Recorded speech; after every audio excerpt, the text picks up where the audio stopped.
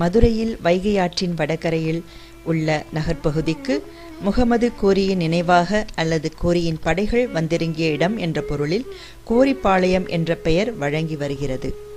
இந்த கோரிப்பாளையம் பகுதியில் பள்ளிவாசல் ஒன்றும் தர்கா ஒன்றும் ஒரே வளாகத்தில் அமைந்துள்ளன.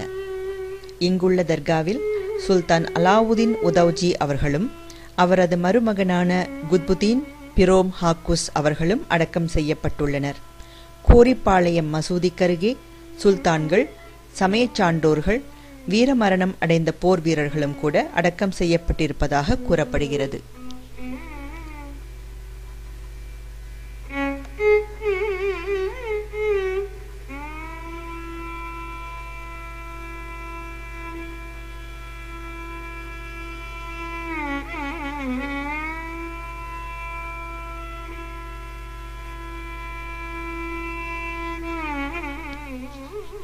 கோரிப்பாளையம் மசூதியின் குவிமாடம் 69 அடி விட்டத்தையும் 22 அடி உயரத்தையும் உடையதாகவும் வேலைப்பாடு மிகுந்த தூண்களுடன் கூடிய திருச்சுற்றின் நடுவே கிழக்கு நோக்கிய வாயிலை கொண்ட ஓர் அறையுடன் விளங்குகிறது.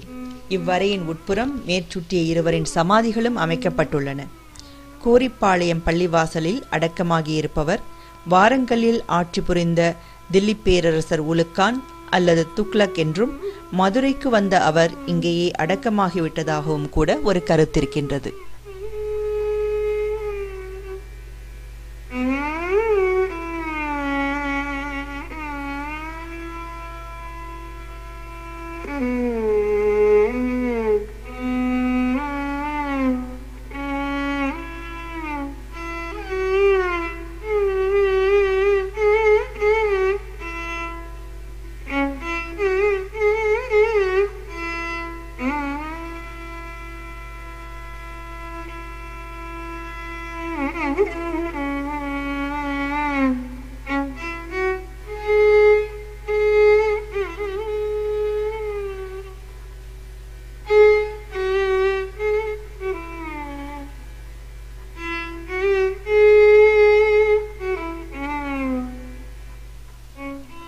தர்காவின் உட்புறம் தென்பகுதியில் நடைவழியில் உள்ள மதுரை நாயக்க மன்னன் வீரப்ப நாயக்கன் கால, அதாவது கிபி 1573 கல்வெட்டொன்றில் தில்லி ஒருகோல் சுல்தான் என்று குறிப்பிடப்பட்டுள்ளது. வாரங்கல் என்ற பெயரே இக்கல்வெட்டில் ஒருகோல் என்று குறிப்பிடப்பட்டிருப்பதாகவும் ஆய்வாளர்களிடையே ஒரு கருத்தும் நிலவுகிறது. இப்பள்ளி வாசலுக்கு கூன் பாண்டியன் காலத்தில் 14,000 பொன் அளிக்கப்பட்டுள்ளதென்றும், அதை கொண்டு சோழிக்குடி, சொக்கிக்குளம், விவிகுளம், கண்ணாநேம்பல், சிறுத்தூர், தெருப்பாலை ஆகிய 6 ஊர்கள் விலைக்கு வாங்கப்பட்டு இப்பள்ளி வாசலுக்கு வழங்கப்பட்டுள்ளனவென்றும், இது தொடர்பாக வீரப்ப நாயக்கர் காலத்தில் சர்ச்சையெழ வீரப்ப நாயக்கன் நேரில் உரிய சான்றுகளை ஆய்ந்து மீண்டும் அந்த 6 கிராமங்களையும் அப்பள்ளி வாசலுக்கே வழங்கியுள்ளார் என்றும் வீரப்ப நாயக்கன் கள்ளக்கல்வெட்டிலிருந்து அறிகின்றோம்.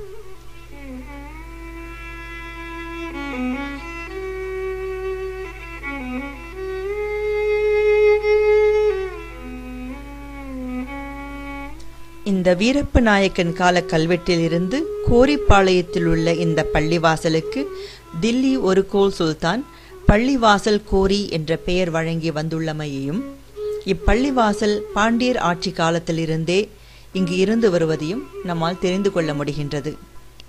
பாண்டிய மன்னர்களுக்கு தேவையான குதிரைகளை அரேபியாவிலிருந்து தருவித்த போது குதிரை வணிகத்தை ஒட்டி அரேபிய நாட்டைச் சேர்ந்த இஸ்லாமியர் பலர் மதுரைக்கு வந்திருக்கக்கூடிய வாய்ப்பும் உள்ளது.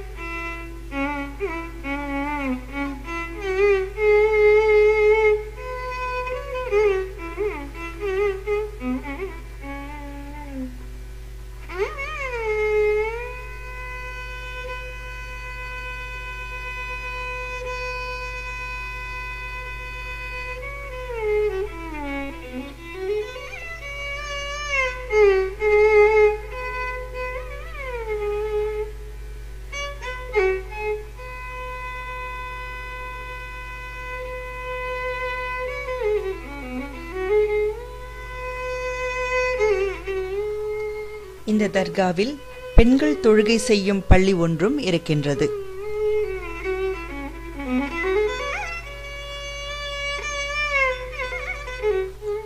இந்த தர்காவின் பின்பகுதியில் பொதுமக்கள் சமைப்பதையும் காணலாம். இங்கு தர்காவில் அருள் வந்து உட்கார்ந்திருக்கும் சில மக்களையும் காண முடிகின்றது.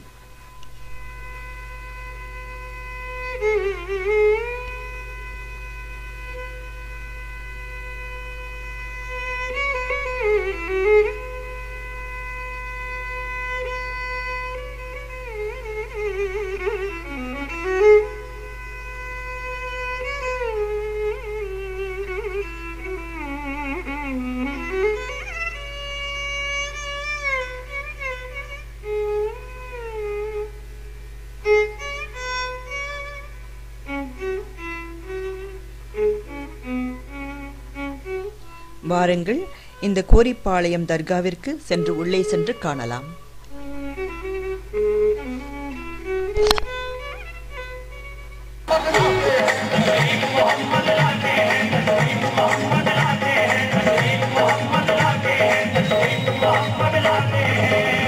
सहने काबा में थे 360 बुत और जहां में थे उनके पुजारी बहुत, सुन के उनको पसीना आगे वो सब पंचायत लातो मनात ने भी किया खूब, मगर कोई फैसला छोटे बड़े तमाम सनम कर रहे थे शोर, बेकार है ये मशवरा क्या कर रहे हो गौर, वो आखिर समा है और हम लोग हैं मजदूर, हम सब का एक साथ वही वजूद तशरीफ मोहम्मद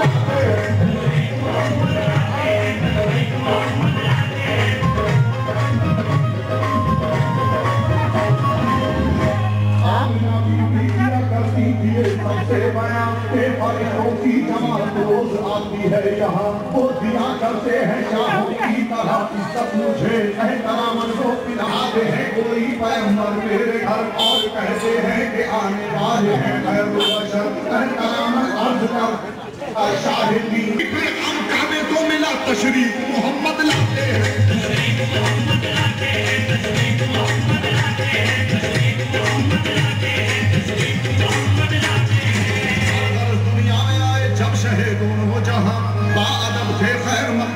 जमीनों आसमां हर तरफ थी शादवानी, हर तरफ खुशियां रवा, झूमता आया नजर काबा और निकला भी यहाँ, बन गया कहवाए इशरत मुत्तमिब का मकान, कर रहे थे हूरों के माधी कुफ्र में आया हुआ था सल्तनत, टूटती बदसाफ्ता सारे खुदाओं की कमर, मुत्तदे जितने थे सारे